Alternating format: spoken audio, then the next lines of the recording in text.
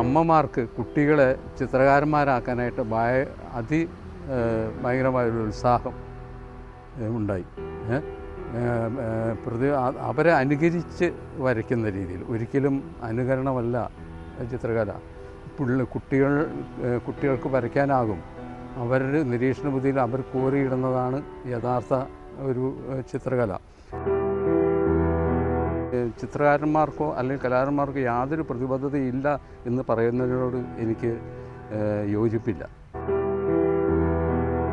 അവൻ തൻ്റെ പ്രതിഭ ഒരു തൊഴിലായിട്ട് സ്വീകരിക്കുമ്പോൾ ഈ സാങ്കേതിക വിദ്യയുടെ വളർച്ച, കൊമേഴ്ഷ്യലിസം കയറി വന്ന് നമ്മളെ കാർന്നു തിന്നുകൊണ്ടിരിക്കുകയാണ്. ചിത്രകാരൻ പത്ര റിപ്പോർട്ടറോ കഥാകാരനോ ഒന്നുമല്ല. അവൻ്റെ സർഗാത്മകത കൊണ്ട് പുനഃസൃഷ്ടി നടത്തുന്നവരാണ്.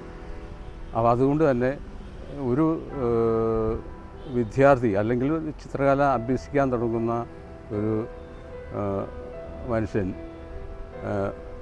ഏതായാലും കുഞ്ഞായാലും അവൻ കാണുന്ന പ്രകൃതിയും അനുഭവങ്ങളും എന്തു കോറിയിടുന്നുവോ അതാണ് കല.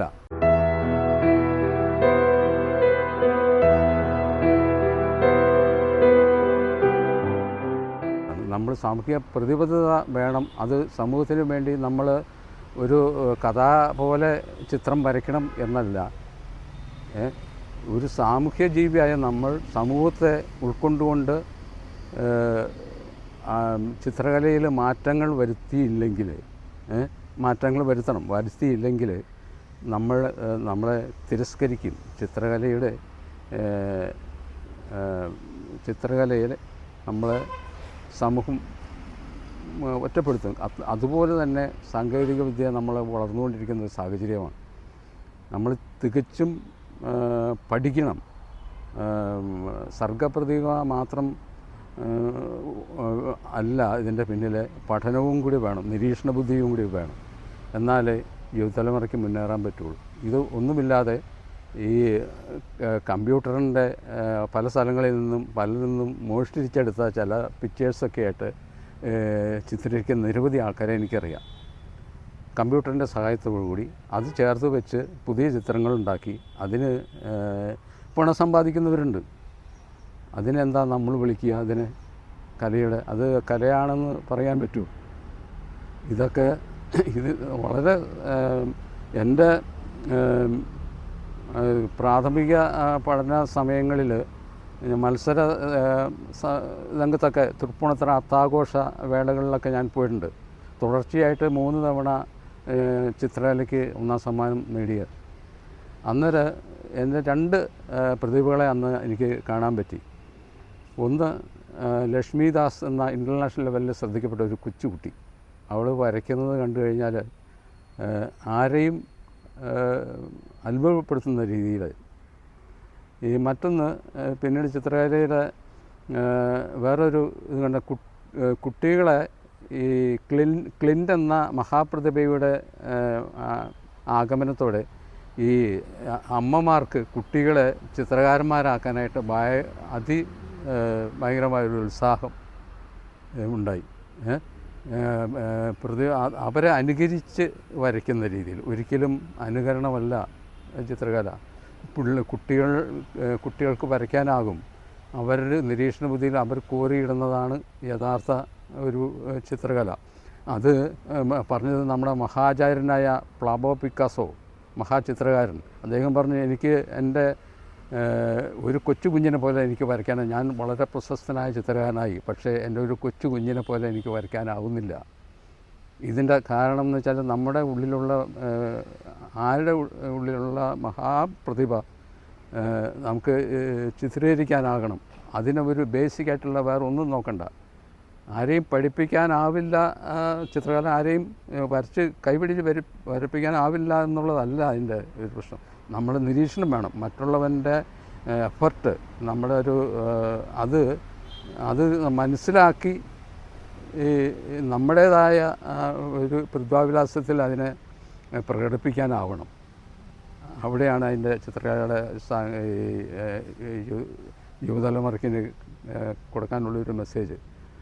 അല്ലാതെ എവിടെന്നെങ്കിലും മോഷ്ടിച്ച് ചിത്രങ്ങളെ മോഷ്ടിച്ച് ഒട്ടിച്ച് വേറൊരു ചിത്രമാക്കി ചിത്രീകരിക്കുന്ന ഒരു അവസ്ഥയിലേക്ക് ഉണ്ടാകരുത്.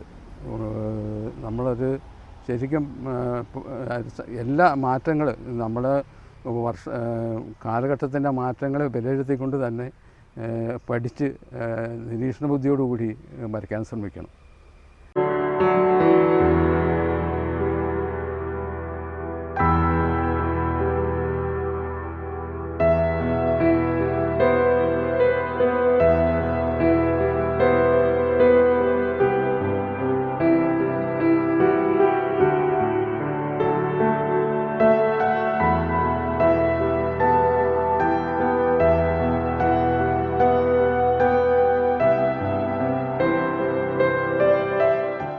സുകുമാരകലകൾ അഭ്യസിക്കുന്ന തൃപ്പൂണിത്തുറ RLV കോളേജിൽ വിദ്യാഭ്യാസം തുടരുമ്പോൾ അവിടെ അതിൻ്റെ ഒരു പഴമ എന്ന് പറഞ്ഞാൽ തിരുവിഴ ജയശങ്കർ, ജയവിജയന്മാർ, യേശുദാസ്, മിൻമിനി, അങ്ങനെ നിരവധി പ്രതിഭകൾ അഭ്യസിച്ച സ്ഥലമാണ്. അവിടെ എൻ്റെ എല്ലാ മാനസിക ദുഃഖങ്ങളും പ്രശ്നങ്ങളും ഒക്കെ പരിഹരിക്കപ്പെട്ടു. അതോടൊപ്പം തന്നെ ചിത്രകലയിൽ എനിക്ക് കിട്ടിയ ഒരു പുതുമ എന്ന് പറഞ്ഞു കഴിഞ്ഞാൽ, നമ്മൾ ചിത്രകല ആരെയും പറഞ്ഞ് പഠിപ്പിക്കുകയല്ല, നിരവധി കലാകാരന്മാരുടെ നിരവധി ദേശങ്ങളിൽ നിന്ന് വരുന്ന കലാകാരന്മാരുടെ ആ പ്രതിഭകളിൽ നിന്ന് നമ്മളൊരു പുതിയ പ്രതിഭയുടെ പുതിയ പ്രകാശം ഉൾക്കൊണ്ടുകൊണ്ട് വരയ്ക്കുമ്പോഴാണ് അതിനൊരു നമ്മുടേതായ ഒരു സർഗപ്രതിഭ അവിടെ പുനർജനിക്കുന്നത്. അവിടെ ആരും കൈപിടിച്ച് വരപ്പിക്കുന്നില്ല. പിന്നെ നിർദ്ദേശങ്ങളുണ്ടാവും, തിയറിക്കലായിട്ടുള്ള നിർദ്ദേശങ്ങളൊക്കെ അത് ഉണ്ടാകും. ഇതാണ് ചിത്രകലയുടെ പ്രാഥമികമായിട്ടുള്ള, ആരെയും പഠിപ്പിക്കാനാവില്ല. ഈ നമ്മുടെ നിരീക്ഷണ ബുദ്ധി, വായന, ജീവിതത്തെ നമ്മളെങ്ങനെ നോക്കിക്കാണുന്നു എന്നൊക്കെ ഉള്ള മനസ്സിനെ തയ്യാറാക്കുമ്പോഴാണ് നമ്മുടെ പ്രതിഭയ്ക്ക് കലാത്മകത കൈവരുന്നത്. എന്നാലേ നമ്മുടെ മറ്റ് സഹജീവികളോടും സമൂഹത്തോടും ജീവിതത്തോടും നമുക്കൊരു ലക്ഷ്യബോധം ഉണ്ടാവുള്ളൂ.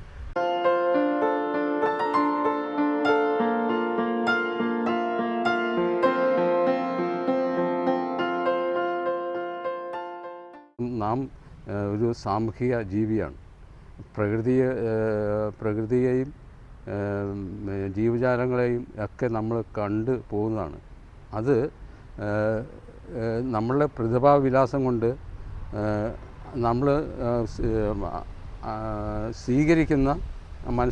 സ്വീകരിക്കുന്നതിൽ നിന്ന് നമ്മുടെ പ്രതിഭാവിലാസം കൊണ്ട് അതിനെ പുനഃസൃഷ്ടിക്കുമ്പോഴാണ് നമ്മളൊരു കലാകാരൻ ആകുന്നത്.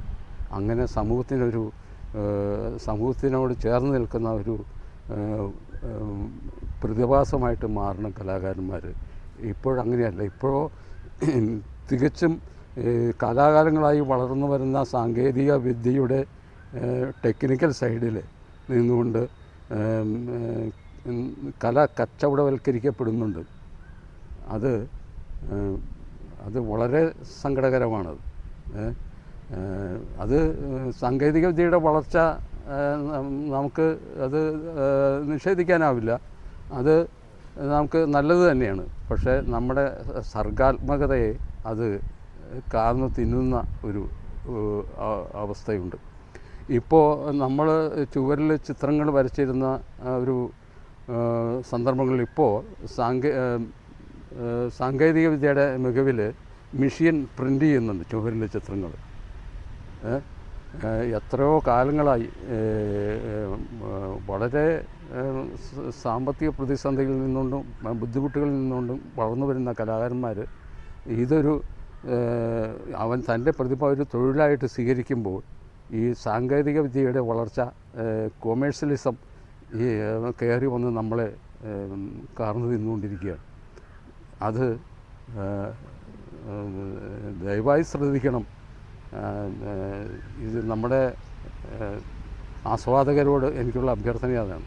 കലാകാരന്മാരുടെ സർഗ പ്രതിഭയെ അവരുടെ ആത്മാവിൽ നിന്ന് അവർ വളരെ സ്ട്രെയിൻ ചെയ്ത് കൊണ്ടുവരുന്ന ആ പ്രതിഭയെ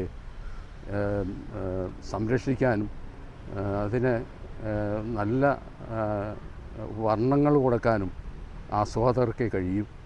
അതിന് ഞാൻ നിങ്ങളോട് ദയാപൂർവ്വം അപേക്ഷിക്കുകയാണ്. നിങ്ങളത് ആസ്വദിക്കണം, ആ രീതിയിൽ ചിത്രകലയെ കാണണം.